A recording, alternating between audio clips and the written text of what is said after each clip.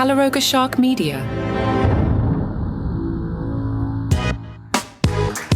Hello, I'm Johnny Mac with your daily comedy news. Today, it is the top 11 comedy specials of the year. If you listen to the podcast every year, you know I do an end of the year top stand-up specials list. This year, I have 23 of them, but today I will do the top 11. And part of that is to cross-promote a new podcast called The Top 11, which is a fun show that takes a topic and discusses the top 11 things in that subject. And today's episode will be the top comedy specials of 2023. Follow the top 11 wherever you get your shows.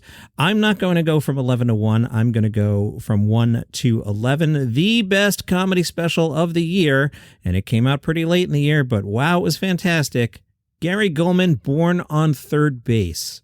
Here is a comedian who you see in ascendancy. Great guy. I've worked with him, spent some time with him, tried to hire him.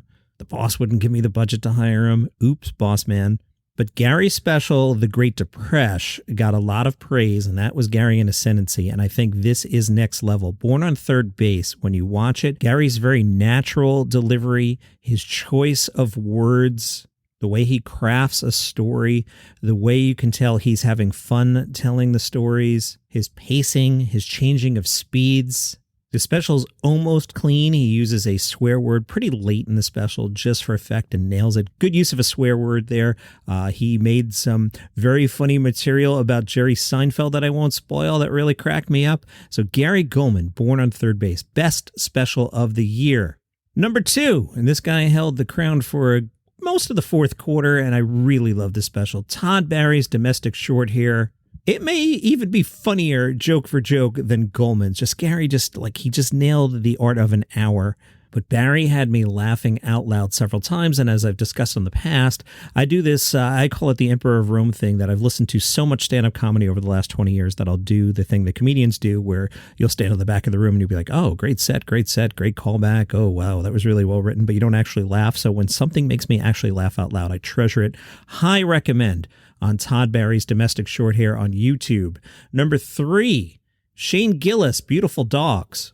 That one's on Netflix. Here's a guy, a very funny special, and here's a guy that you can tell as he's doing the special, he's just having a good time. His body language is like, isn't this fun?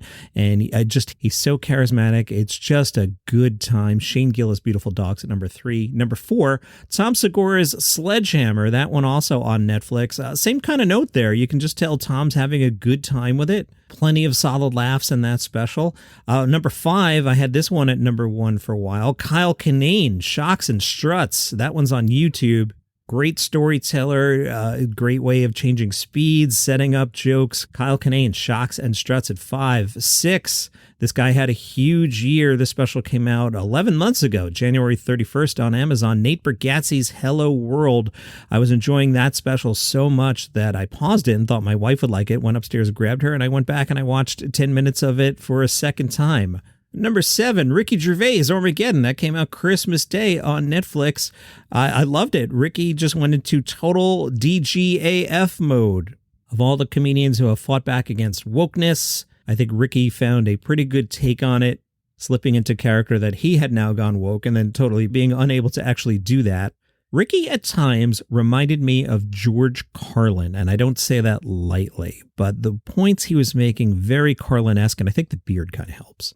The controversy about some of the jokes about dying children, totally overblown. When you see it in context, it's nothing. It's clearly a joke. Ricky stops down a few times to explain that he is a comedian telling jokes. Sometimes people forget that stuff. Number 8, Michelle Wolfe's It's Great to Be Here on Netflix.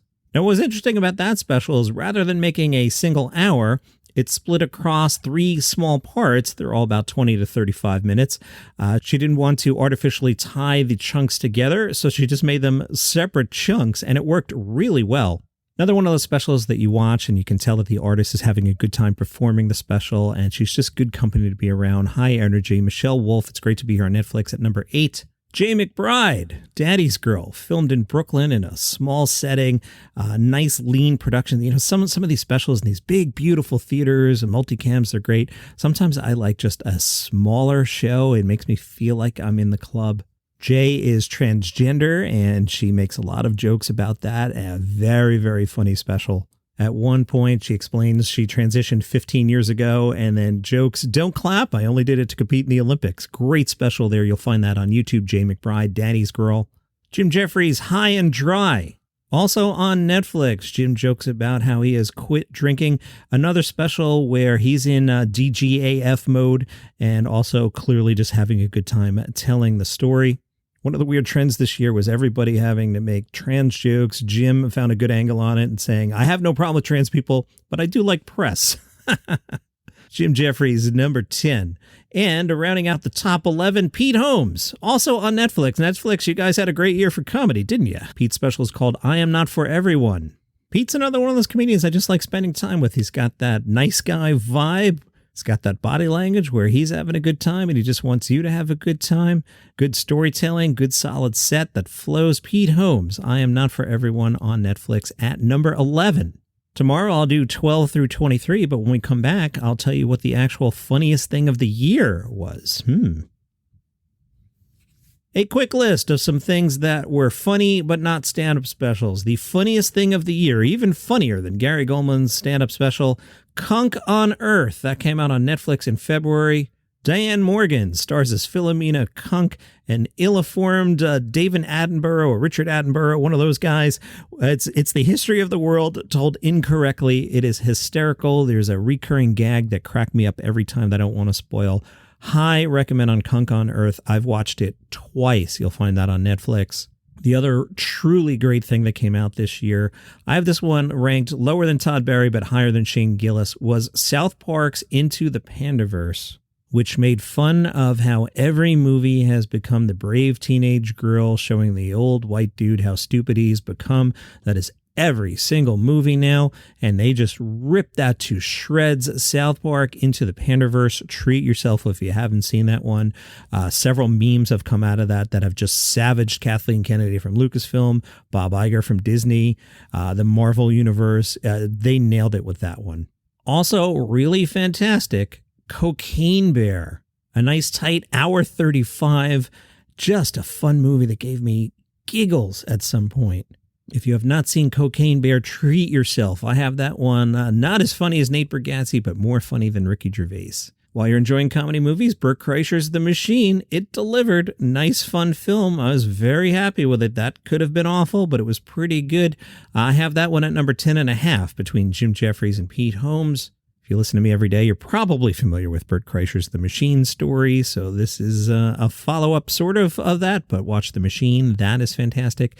And the other thing I would encourage you to watch is Jury Duty. You'll find that on Freevee. Go on Amazon Prime. You'll find it there. There's a trial, there's a jury, and all of it's fake except for the one guy that doesn't know it's all fake, and it is hilarious. And that is your comedy news for today. I'll come back tomorrow with numbers 12 through 23.